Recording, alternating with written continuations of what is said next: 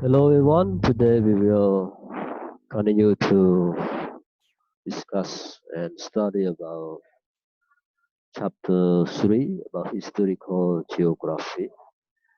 So this is the last session for this chapter. Next week we will have midterm exam. Yeah, we will finish this chapter and we review for midterm exam. Okay, now you can go to take a look at the contents about what we are going to study about in this session. We have Spain claimed the Philippines, American involvement in the region, Thailand avoid colonial control, and a conclusion or the summary of the whole chapter 3. And we also review for the midterm exam. We'll introduce to you guys about the midterm, outline, what will be available in your midterm exam. Yes, like you can see here, we have vocab, true false statement, comprehension question, and reading and writing. All right, and learning outcome, we don't need to discuss it because it is the same as the previous session. Yeah. All right, here we can take a look at the right span claim the Philippines. Mean Philippines was under the colonization of Spain. Uh, Spain tried to control the Philippines and put the colonization on uh, this country because as we have already known that Spain in the past was one of the strongest country in the world, and Spain now is a member of European community. So the Spanish presence in Southeast Asia was primarily felt in the Philippines, which became a colony in 1565. And even the name, the Philippines, is of Spanish origin. Mean Spanish put, the name for the Philippines as well. The country was named after King Philip II. Yeah, I mean the King Philip II was the founder of, you know, this name to the Philippine country, and this king, ruled Spain from 1556 to 1598. Okay, for next one, the Spanish had three major goals for its colony in the Philippines. I mean, there are three important goals or purposes that Spanish want to rule the Philippines. They wanted to have a role in the region's by trade. Yeah, then they want to spread their role in terms of business or trade, and they hope to convert the local people to Christianity. Yeah, they try to force other nation like the Philippines to believe in Christian. Yeah, like you can see that from that time until now, uh, most of Filipinos have believed in Christian. Yeah, and they also use English, and they wanted to develop contact with Japan and China.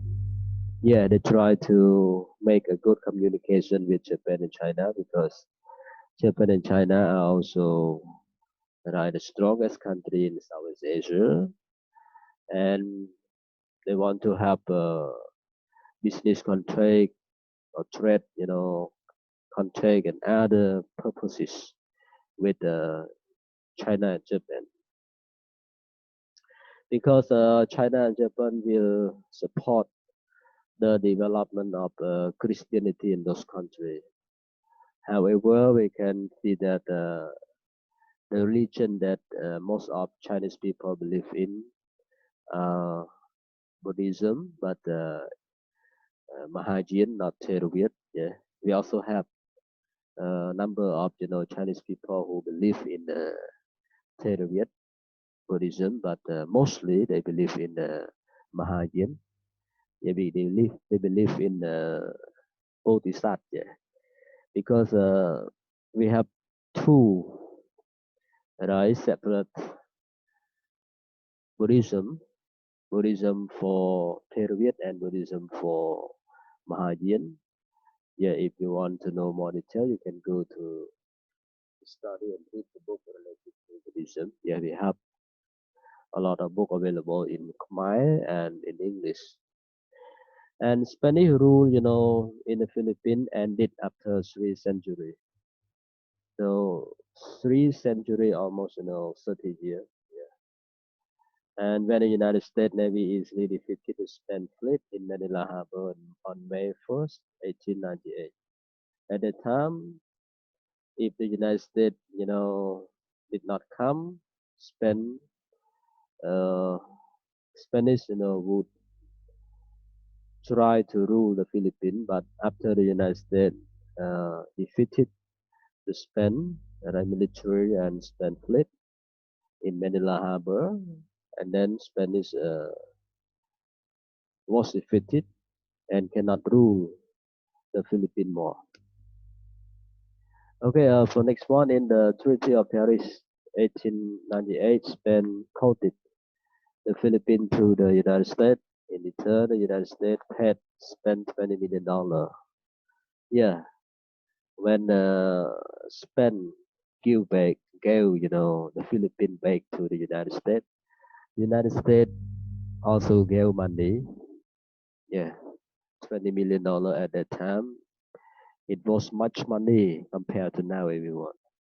And with this treaty, the United States emerged as the newest member of the Colonial Club in Southeast Asia. United States also put, we cannot say that colonization in a custody. Yeah, is United States is different from other country. Most of country like British, like uh, Spain, like Portuguese, yeah, and other country in European at that time try to put colonization on the big country like Southeast Asia, but for United States, uh, did not want to put colonization, but try to put custody. Yeah, custody. It sounds better than colonization. Filipinos were also angry about being bought and sold by colonial power in the Treaty of Paris. Thus, Filipino resistance to the United States as a new colonial master started immediately. I mean, even the United States tried to control the Philippines and defeated the Spain and uh, put the Philippines under their leadership. However, most of the Filipinos people tried to resist and fight against the United States. Yeah. In particular, they want to protect against the country, protect against the Treaty of the Paris. Yeah, they disagree with this treaty. Okay, and for next slide is American involvement in the region. Yeah, United States was a different type of colonial master. However, from the beginning of U.S. rule, the primary goal was to prepare the Philippines, yeah, for the transition from colonial status to independence. Yeah, after Filipinos, try to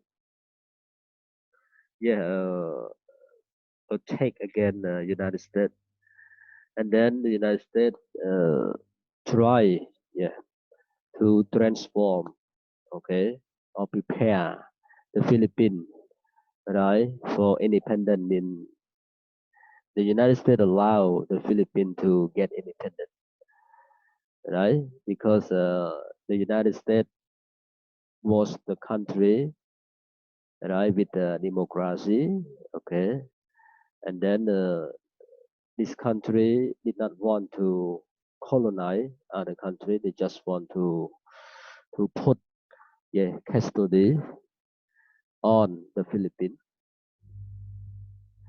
And For Thailand, yeah, Thailand avoid colonial control.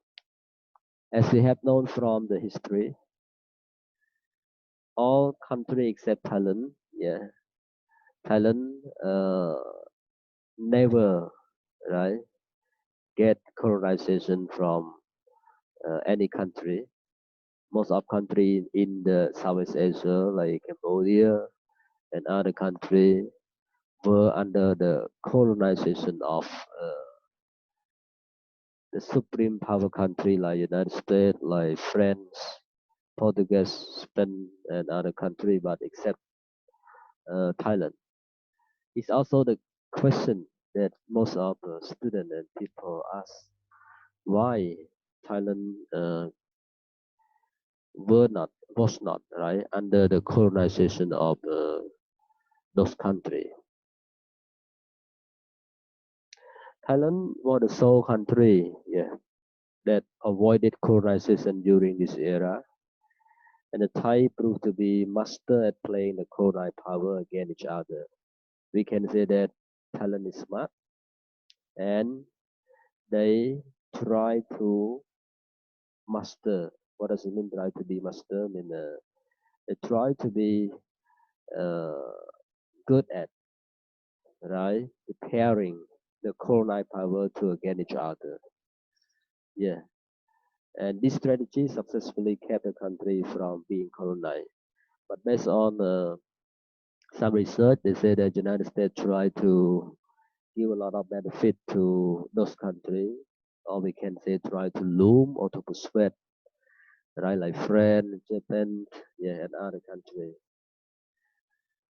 So this strategy can help, right, that country to be escape from colonization. And the sea provided access European power used to consolidate the power in Southeast Asia, and the sea power and both naval military technology of Portuguese, Holland, Spain, England, France, and Germany, and the United States made the conquest possible, and all of Southeast Asia except Thailand felt the immense impact of foreign colonization and dominance. By the end of 1930, Europe was facing war with Germany and the Axis power. How would this affect Southeast Asia? I think we will know more about this one in the next slide, in the next chapter about the negative impact right from World War II, especially from Germany and Japan, as we have known from the history regarding World War II. Yeah.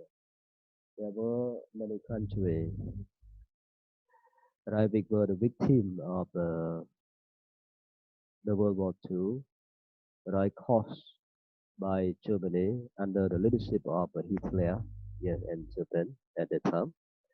And there were three countries who right became the alliance in order to protect again Germany and Japan at the time.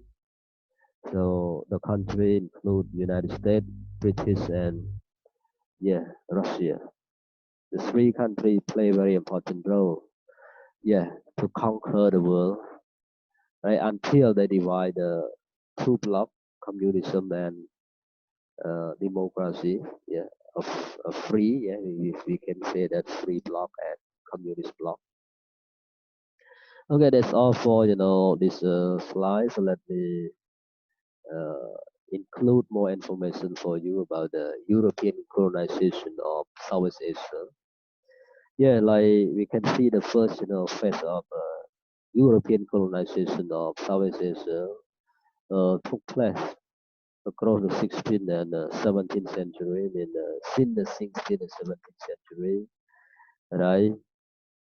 The first country, right, who arrived in the Southeast Asia was Portuguese, Dutch, and Spanish, and later French and British, bearing space trader. And fiercely competitive, the Europeans soon sought to eliminate each other by forcibly taking control of the production center, trade hub, and vital strategic location. Beginning with the Portuguese acquisition of Malacca in 1511, And throughout the 17th and 18th century, conquest focused on port along the maritime routes that provided a secure passage of maritime trade. It also allowed foreign rulers to levy taxes and control prices of the highly desired Southeast Asian commodity. And by the 19th century, virtually all Southeast Asian lands had been forced into the very sphere of influence of European global players, right? That we call SIM, which had served as a convenient buffer state or sandwich between British and Burma, and French Indochina was the only country to avoid direct foreign rule. However, its king had to contend with repeated humiliation, accept unequal treaty among repeated humiliation, and accept unequal treatment among multiple French political interference and territorial losses after the Franco-Siemens War in 1893 and the Anglo-Siemens Treaty of 1909. This is the first phase of the colonization from the European country, and the second phase of European, colonization of Southeast Asia is related to the Industrial Revolution and the royal powerful nation state in Europe as a primary motivation for the first phase was the mere accumulation of wealth. The reason for and degree of European interference during the second phase are dictated by geostrategic rivalry and the need to defend and grow sphere of interest, competition for commercial outlets, long-term and control of resources in the Southeast Asian economy, becoming more closely tied to European industrial and financial affairs by the late 19th century. Yeah, here is the first phase and second phase. And as we have known, the advances in sciences, cartography, shipbuilding, and navigation during the 15th to 17th century in Europe, and tightening Turkish control and eventual shutdown of the Eastern Mediterranean gateway into the Asia, first prompted Portuguese and later Spanish and Dutch sea voyager to ship around Africa in search of new trading route and business opportunity. At the time, Niccolo de Conti arrived in South Asia as the earliest documented European in the early 15th century, and by 1498, Vasco da Gama, who had sailed around the Cape of Good Hope, established the first direct sea route from Europe to India. And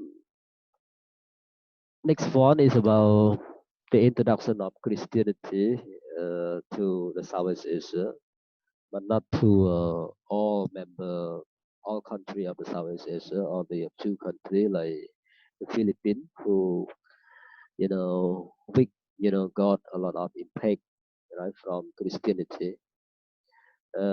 Portuguese, Catholic missionary, right, in the 16th century under royal patronage and founded churches throughout the region.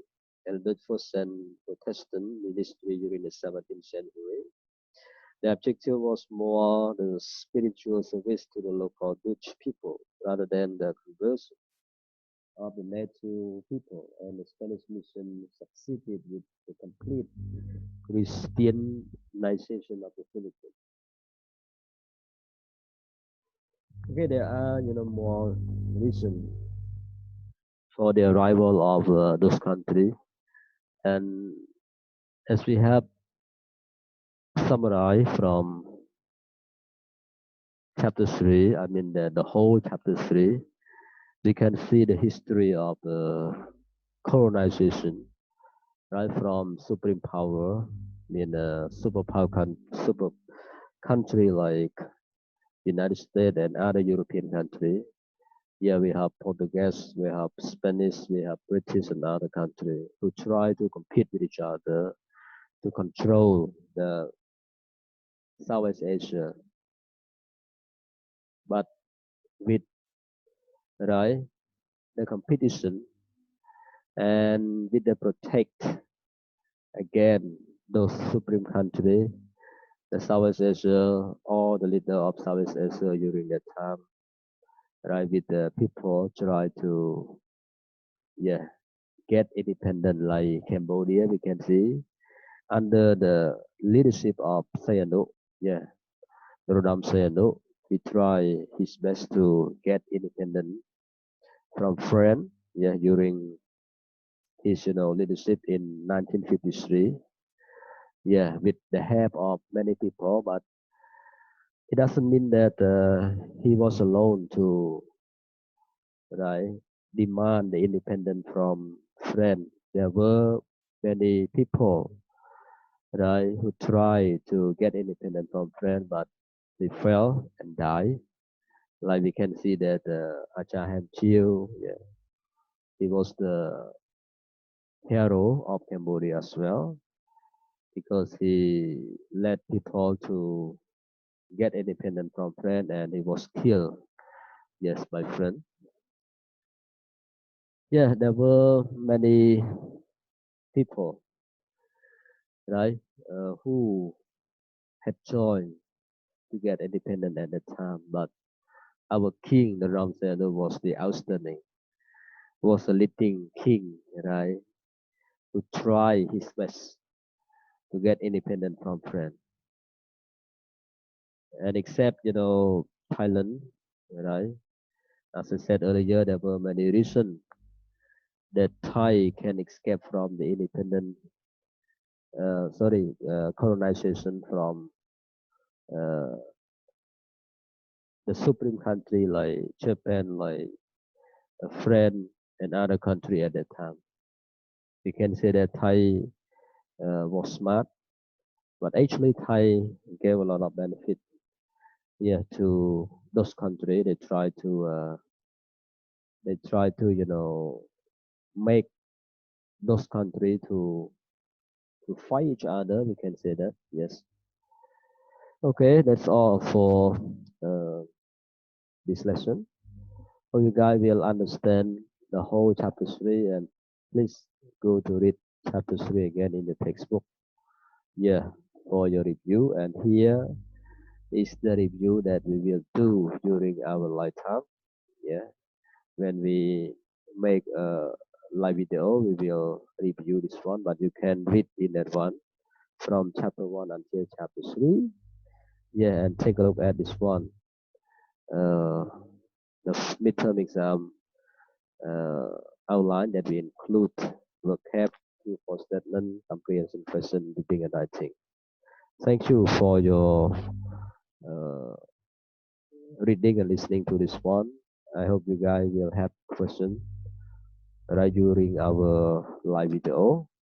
Feel free to ask me if you don't understand any point or any lesson. Thank you very much.